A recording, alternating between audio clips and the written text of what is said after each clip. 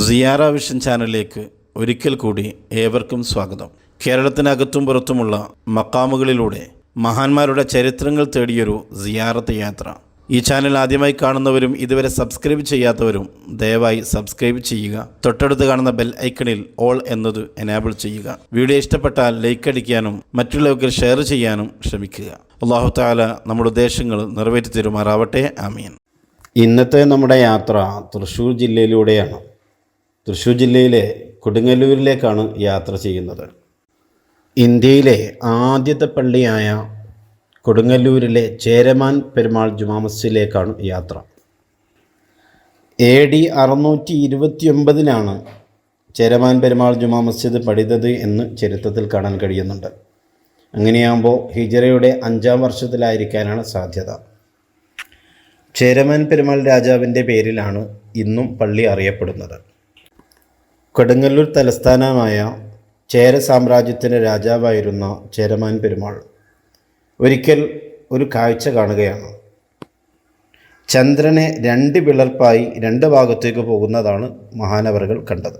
ഇതേക്കുറിച്ച് അന്വേഷിക്കുകയും അറബ് നാട്ടിൽ വന്ന അവസാന പ്രവാചകർ മുത്തുനബി സല്ലല്ലാഹു അലൈഹി വസല്ലമ തങ്ങളുടെ അനുയായികൾക്ക് കാണിച്ചു കൊടുത്ത അത്ഭുതകരമായ ഒരു സംഭവമാണിത് മനസ്സിലാക്കിയപ്പോൾ ചേരമാൻ പെരുമാൾ മുത്തുനബിയെ സന്ദർശിക്കാൻ വേണ്ടി മക്കയിലേക്ക് പോവുകയും അവിടെ വെച്ച് ഇസ്ലാം സ്വീകരിക്കുകയും ചെയ്തതാണ് ചരിത്രം. പോകുന്നതിന് മുമ്പ് അദ്ദേഹം തൻ്റെ രാജ്യം വിഭജിക്കുകയും വിവിധ പ്രദേശങ്ങൾ പ്രാദേശിക മേധാവികൾക്ക് കൈമാറുകയും ചെയ്തു.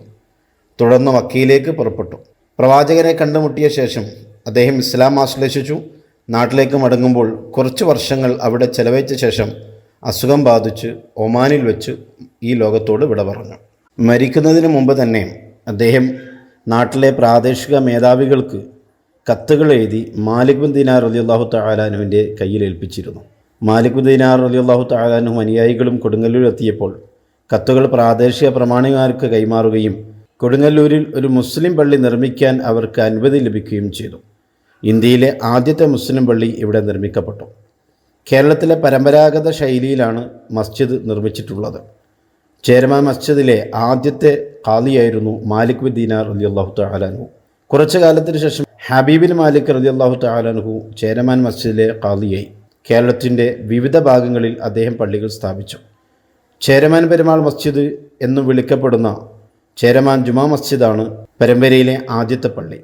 ഇസ്ലാമിക പ്രചരണാർത്ഥം കേരളത്തിലെത്തിയ മതപ്രബോധന സംഘത്തലവനായ മാലിക് ബിൻ ദീനാർ റളിയല്ലാഹു തആല അൻഹുവിൻ്റെ മകൻ ഹബീബിൻ മാലിക് റളിയല്ലാഹു തആല അൻഹുവും അവിടുത്തെ പത്നി ഖമരിയ ബീവി റളിയല്ലാഹു തആല അൻഹയുമാണ് പള്ളിയോട് ചേർന്ന് പള്ളിയുടെ തെക്ക് ഭാഗത്ത് അന്തർവിഷമം കൊള്ളുന്നത്. ചരിത്ര പ്രാധാന്യമുള്ള പള്ളി കാണാനും മക്ബറ സന്ദർശിക്കാനും നാനാവിധ ജനങ്ങളും എത്തിക്കൊണ്ടിരിക്കുന്നു. മഹാന്മാരായ സ്വഹാബത്തടക്കമുള്ള ധാരാളം മഹാന്മാർ അന്ത്യവിഷമം കൊള്ളുന്ന ഇത്തരം സ്ഥലങ്ങൾ സന്ദർശിക്കുവാനും അവരുടെ ബറക്കത്ത് കൊണ്ട് നമ്മുടെ ജീവിതത്തിൽ ഐശ്വര്യം നൽകാനും അല്ലാഹു തആല തൗഫീഖ് നൽകി അനുഗ്രഹിക്കുമാറാവട്ടെ. ആമീൻ.